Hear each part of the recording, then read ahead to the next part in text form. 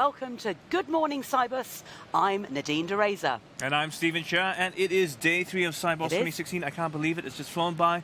Once more, we'll be keeping you up to speed throughout the day. And I must say, yesterday I had such a fun day. I met one of my heroes. I know why. Kevin Keegan. He course. was mobbed on the Standard Chartered fan later on. Right. And here for a great cause, but I must say, I've got over it now.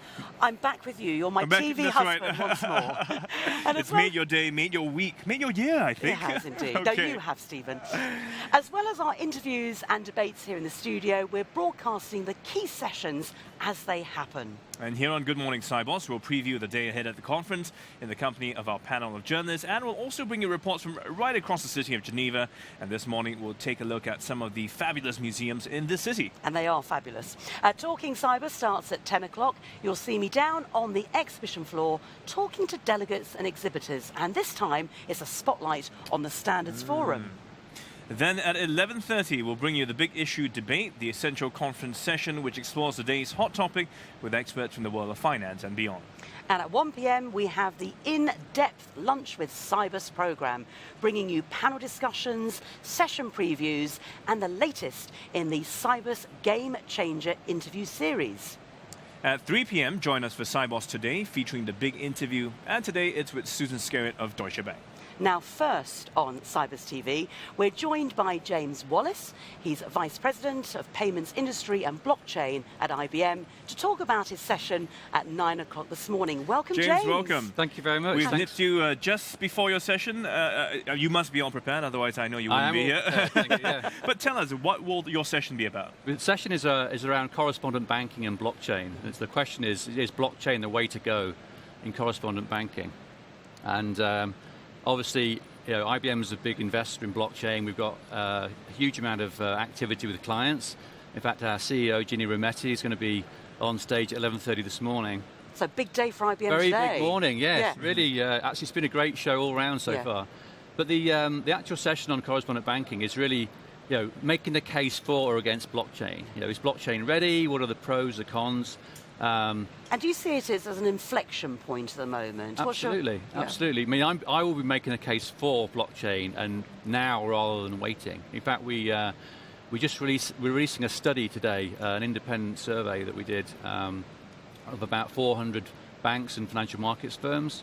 And one of the outcomes is that 15% of them are saying they will have a live blockchain application within the next 12 months. So those people that are sitting on the fence, I'm trying to encourage them to not sit on the fence and actually start working now. So that's the case I'll be trying to make. You think everyone's ready for it? No, I think there's some inertia. Some people are. I think we have trailblazers, and then we have the followers, and then we have some laggards. So I'm not going to name names.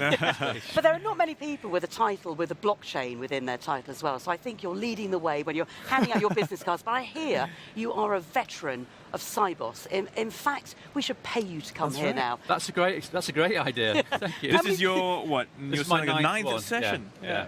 So what sort of changes have you seen over the years? I think it's broadened out in terms of the content. I mean, when I first came, it was really payments and securities was the focus. And that's still, that and transaction banking is still the main focus, but we've seen a much more diverse set of topics, with InnoTribe coming along, more of the technical folks coming. In fact, just from our blockchain team, we brought some software developers along, right? You'd never have had software developers at Sibos a few years ago. Yeah. And they've been as busy in meetings as any of our business people. So and any good networking opportunities for you? Infinite. Yeah. That's the problem, right? You just can't keep up with all the opportunities. Right. But it's a good mixture of meeting new people and then bumping into people that you haven't seen for a while. Thursday's a good day for that because it calms down a little bit. Yeah. But I like the idea, as you mentioned, the scope has broadened. I mean, I had a chat with a futurist. There are people from other industries, just not within financial. And that's a reflection of the way the world is changing, because everything's interlinked these days. You can't just work in isolation, Exactly. And in fact, that's one of the points that I'll be making later is this idea of not just collaboration within the industry, but collaboration across industries. If you think about an end-to-end process, someone's exporting something and it gets shipped, it needs this payments, it's all linked together. And you need inspiration from other industries as well, don't you? Yeah. So in terms of your session, what else can we expect from it? It's a last plug from you. I think it's going to be. I think we've had some preparation and we have some very different opinions. So I think it'll be feisty. Yes. And just a reminder where it is. It's in conference room 2 at 9 o'clock this morning. Well, brilliant to have you here, James, isn't it? Thank you very much, No. and good luck. All the best. Thank you. Yeah. Hopefully we win with the yes vote. We'll find out. We'll find out next year, actually. Yes. Probably, if all goes well, you'll be back here talking about how things have evolved since then. Absolutely. Thanks for your time. Now, every day here on Sibos TV, we are bringing you ideas of things you can do outside of the conference as well. So maybe you're thinking of adding a bit of culture to your visit, and Nadine's been out investigating some of the must-see museums. Take a look. Thank you, James. Lovely to see Great. you. We're now going Thank to you. throw you over. Home to more than 30 museums and galleries. And one of the most recent additions to the Geneva skyline is the Museum of Ethnography, rehoused here in 2014. It's the latest museum that opened in the city just under 2 years ago, with a brand new building, a beautiful landmark in the landscape of the Jonction area. And this is a museum dedicated to world cultures and the arts of the 5 continents. We have a permanent gallery with over 1,000 exhibits, and everyone in the world will find something to relate to. Current exhibitions include Amazonia, a rich experience of the rainforest in sound and vision. The Red Cross was founded in Switzerland and is the only organisation to have won the Nobel Peace Prize 3 times. And you can learn about the history of this international humanitarian movement, the great work it has done, and how they're helping societies today. We are displaying 150 years of history of the humanitarian action, but in a very modern way. We're working with hologram, with tactile screens. We know today that our world is difficult, and we really want to deliver a message of hope. For art lovers, there's MAMCO, Switzerland's largest museum of contemporary art. Well, the MAMCO is quite a unique museum in Geneva because of its context. It's in an old converted industrial building. It used to be a factory. At the MAMCO, we show a great variety of artists, starting in the 1960s and upwards to today. And of course, we've made a point of showing a lot of international artists from America, from Europe, but also local artists from Geneva. Last but not least, we couldn't finish without mentioning the scientific splendour of CERN. If you've ever felt a sense of wonder about the mysteries of the universe, CERN might be the best place to get some answers. So quite an eclectic bunch there, from outer space to the Amazon and everything in between. Just make sure you don't get lost and miss the conference.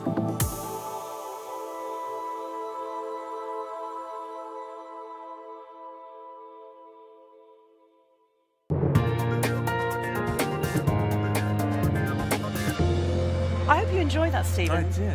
Because you're hanging around on Friday, and I can recommend the Museum of Ethnography. Yes, I've got to say it again. It's really hard to say. They've got an amazing exhibition on the Amazonian forest, which we featured in that. What we didn't feature, because our cameras had to move on, was this great sound wave. They've got this huge billboard and this amazing sound wave, and that in itself is enough to see. I may not be selling it to you. You're looking really puzzled. No, I'm just trying to imagine what a sound wave looks like. You know, I mean, yeah, but why that would be interesting in terms of go on Friday and report back to me. I'm sure you'll love it. Well, let's carry on with the business of the day, and joining Chris Hall, editor of Sibos Issues, we have Clarissa Dan, who's editor-in-chief of Trade and Forfeiting Review, and Tony Peyton, who's deputy editor of Banking Technology. Welcome. Morning to you all. Welcome to the show. Let's get cracking. What were the highlights of yesterday's conference? You can each take a quick pick at Tony. Yeah, for me, I was quite busy because obviously reporting a lot of stuff, but probably Inner Tribe Africa.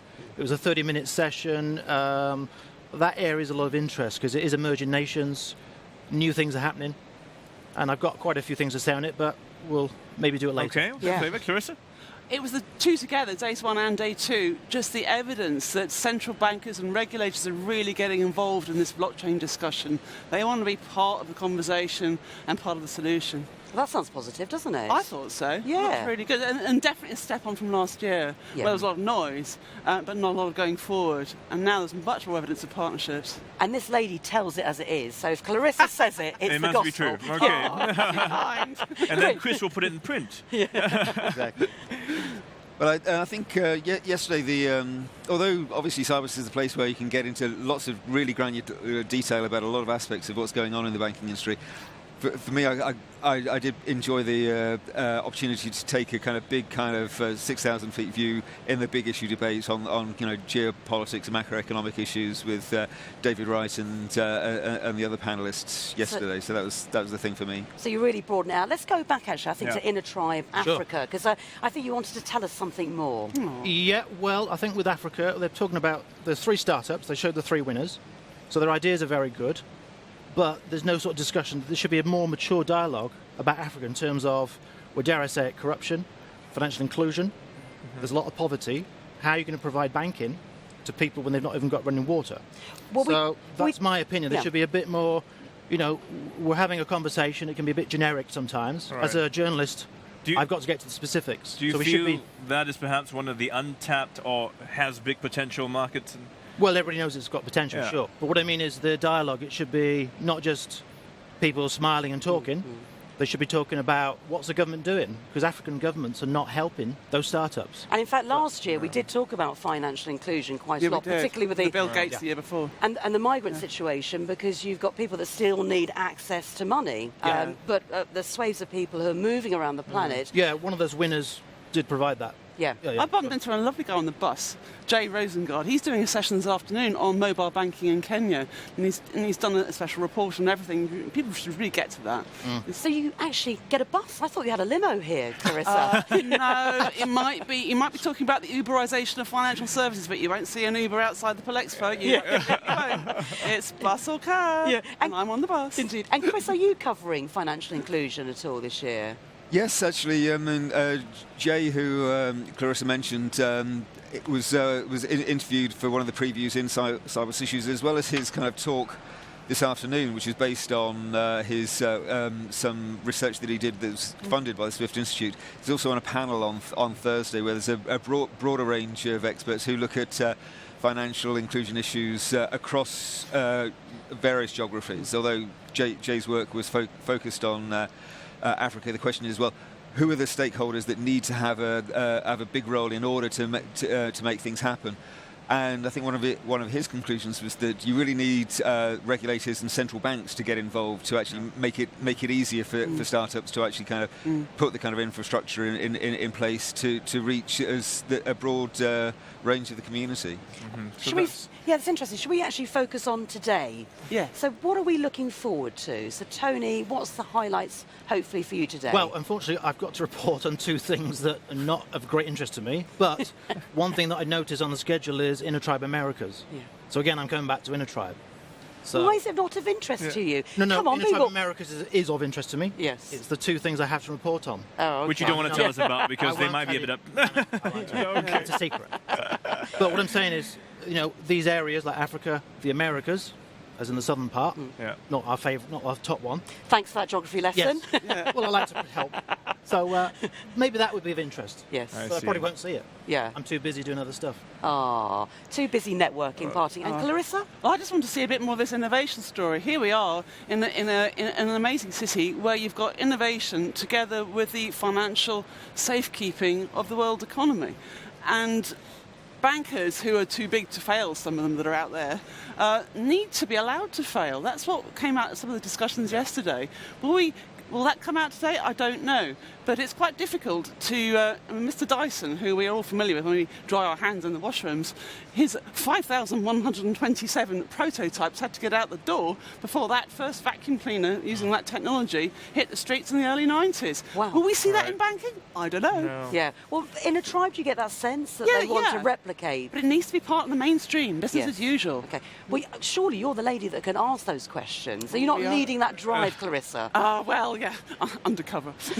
But that's always been a challenge for the industry. I mean, we had a chat with some of the other guests on the show, and same thing, this fear of failure. I mean, but it's not just here in this industry. Many other industries that are perhaps a bit more mature, a bit further on, they feel they can't afford to have that blimp in the roadmap at all. So what then? It's just difficult, isn't it? You've got a lot of fines, you've got a lot of censure going on, but then you've got the same regulators saying, "Oh, we want to be part of it. We want to work with you." Have another fine. Well, Chris, what about you? What should we look out for today? Well, I think two areas that haven't been looked at too much in Sibos so far this week is the kind of corporate sector and what's going on, which is an area that kind of Clarissa knows very well, and it has been a bit of a sore point in that corporates, in terms of the treasury services and the trade services, have been kind of complaining for quite a while that things haven't seen the kind of innovation in the workplace than they have in their kind of consumer experience. So there's at least 3 sessions this afternoon on corporates, and also there's in the standards forum there's quite another kind of practical element with how both payments and securities infrastructures are using standards in practical terms to improve their services to their customers. So there may be a little bit of innovation there, but maybe not enough to satisfy Clarissa, I don't know. Yeah. So how should customers benefit from all of this? How are customers in the end going to benefit? Better prices, less expensive banking. But banks can still be there. We want them to turn a profit, otherwise they may not survive. Yes. Well, we need them, though, don't we? We do. So it's a dichotomy, isn't it? Yeah, it's a fine balance. And you're nodding away there, Tony. Are you still with us? I'm still with you. I don't find corporates that interesting, to be honest, so you carry on talking. You just want to... No, I'm sorry, it's just not that interesting to me. Yeah. What do you find interesting, then, apart from Intertribe, Africas and Americas? I suppose one thing, I noticed a comment was made at blockchain. Somebody's talking about blockchain. They said it's passed a stupidity test. What it means is that, first of all, when people have a revolutionary idea, first they think it's stupid, then they think it's obvious. This guy was quoting his economics professor. So they're saying blockchain is now moved on. It's passed that stupidity test. Because to be honest, this show, the Sibos show, yeah, it's great and all that, everybody's smiling, but in a way it's a sequel to Singapore. Because what we're doing, we're seeing a continuation of ideas.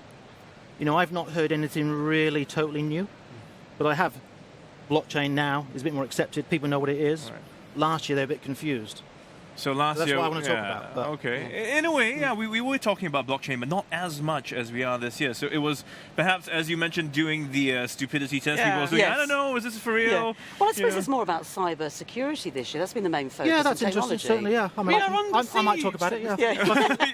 You can talk about anything, I think. Yeah, there's an awkward guest, Tony. No.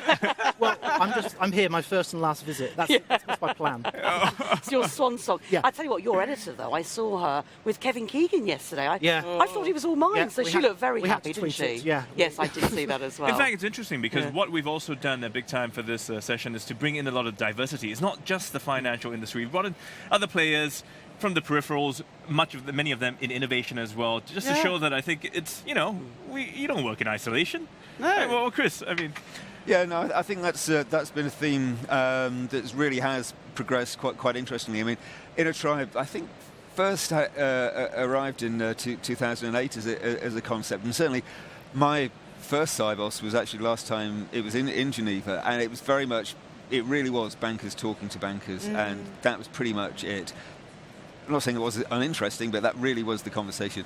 Now there is a much wider conversation. I mean, the IBM presence is kind of quite high profile, but there's a lot of organisations that you wouldn't have had about 10 or 15 years ago. So I think that realisation by the banking industry that they do need to learn, and there is kind of opportunities to kind of learn from others is quite strong, I feel. I think the customer journey is much more clear this year than it has been in previous years. The bankers are certainly telling me that they are listening much more to their clients. They're having to. Yeah, but they always say that. Oh, we're listening. They always say that. Yeah, you're a bit of a cynic, bankers, they just say all this stuff. Yeah. You're just a real pessimist, aren't you? No, I'm a realist. As a journalist, as a journalist, you're not cynical, but you've got to be sceptical. But they're actually mapping their strategy to the transactional elements of what their customers are telling them. It isn't just talk. I've seen some of those. Right. Thank you very much indeed. I know folks. Coffee, you're doing a competition at the moment. We haven't got time to chat that, so I want you to focus on finding the best coffee now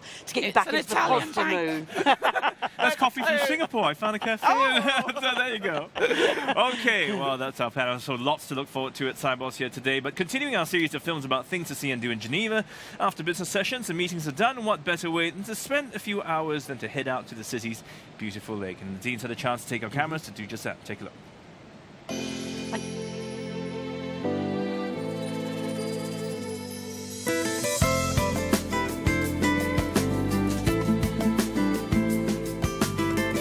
Geneva is famous for its lake. And down by the waterfront, there's always plenty to see and do. One of Geneva's landmarks that you cannot miss is the Jet d'eau fountain. Now, you may have seen it as you were flying in. If you want the numbers, you're looking at 500 litres of water per second, reaching a height of 140 metres, making it the world's highest fountain. Although the water isn't just for looking at.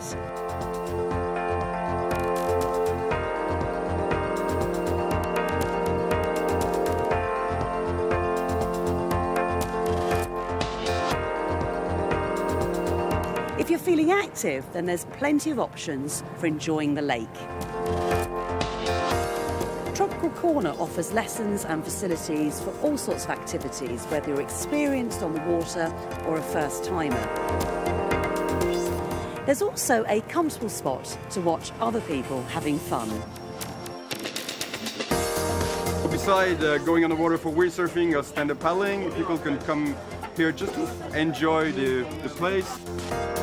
Another reason for people to come here is that we've got the best sunset of the city.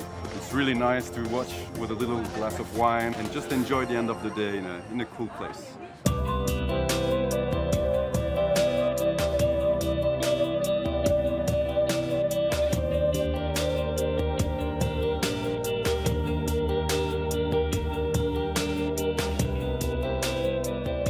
You don't have to get wet to enjoy the water, though lunch aboard one of the Belle Epoque steamboats has to be one of the most laid-back ways of crossing the water while enjoying a delicious lunch and watching the scenery go by.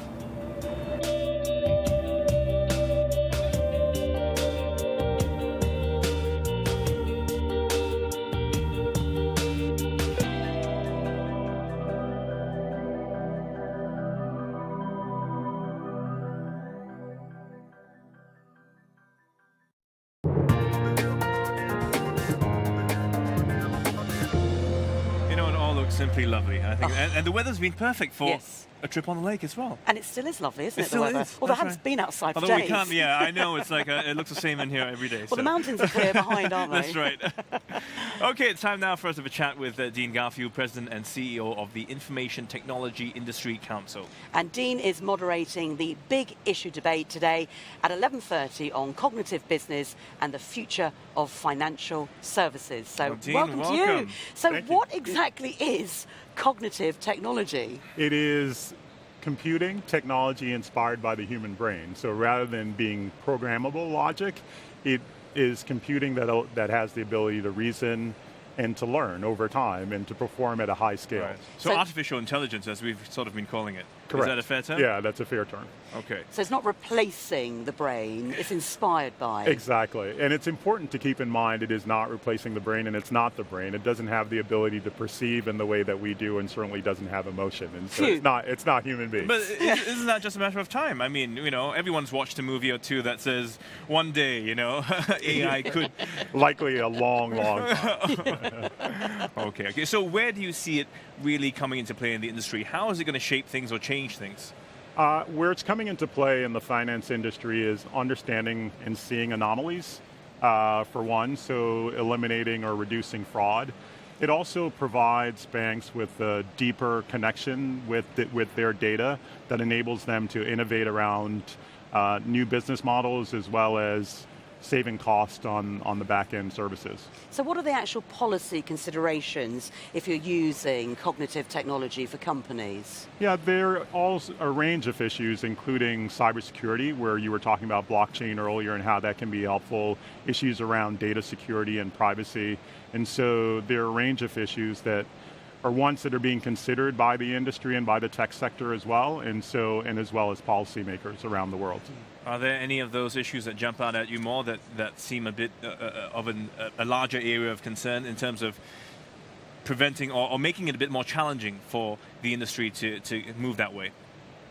Well, among the challenges are just the research that's necessary to continue to advance cognitive computing, right? There's still a lot of work to do, including work on understanding the brain. It's one of the organs that we know the least about. On the policy, ironically, exactly. On the policy side, cybersecurity is in the fore, and so as well as when you have new technologies, they're often quite disruptive, and so real considerations around what artificial intelligence or cognitive computing means for the labor force.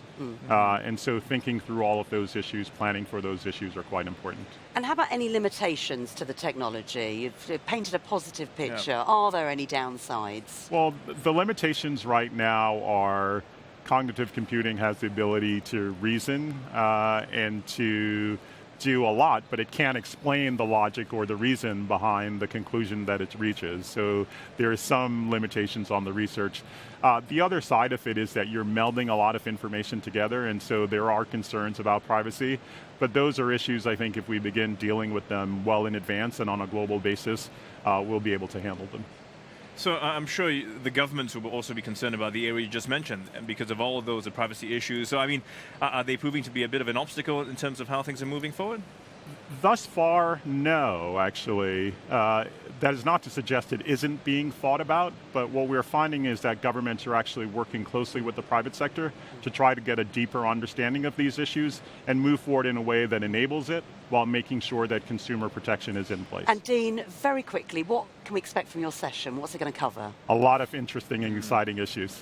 Well, God, that was very quick, actually. Well, I'm engaged anyway. Just a little tease more. We'll spend a fair amount of time talking about these developments, the implications for the banking industry, what does it mean for cybersecurity, and what does it mean for the future of banking? How will it change banking?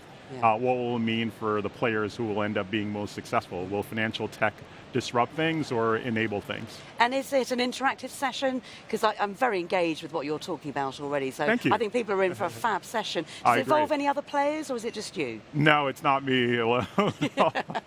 So Ginny Rometty, the CEO of IBM, and Sergio Rometty, who's who's the CEO of UBS, will be on the session as well. In fact, they're the headline. I'm just facilitating their conversation. Well, we wish you all the very best with that, Dean. Thank you so much for joining us today. Thank you. Well, don't forget Dean's session on cognitive business and the future of financial services is happening at 11:30 a.m. But for now, it's Good Morning Sibos. It's Wednesday. We are back with more guests and talk throughout the day while we'll preview all the big conference sessions. Yes, straight after this program from Conference Room 1, Machine Learning, the Future of Compliance. And we'll be back at 10 o'clock with Talking Cybers. So thank you so much for watching. Enjoy the rest of the day.